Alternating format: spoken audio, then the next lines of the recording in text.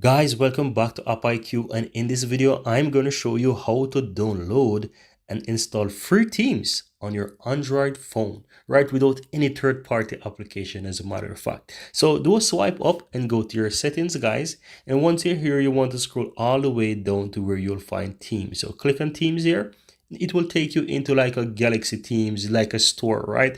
And from here you will find themes. Now if you look at the bottom right, you can see that I'm under themes, but if you look here you can see that most of these are paid, right? So you don't want to pay one, but in order to find the free ones you want to scroll all the way down to the bottom, and here you'll find the free options, right? I know mine is not in English, pardon me, but you get the idea. You can see that it's free under it. So if you find something that you really like, guys, all you have to do is just simple click on it to install it. And I'm going to look for something that I like. So let's say I like this one here. So I can click on this, and as you can see, it looks really nice from the preview. You can go ahead and you can install it. So you can simply go ahead and click download.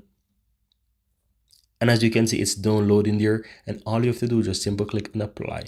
Now it will go ahead and it will apply the theme to your phone, and once it is done it will take you back to your home dashboard or your home screen so that you can see the applied theme. So here you have it, guys, my new applied theme.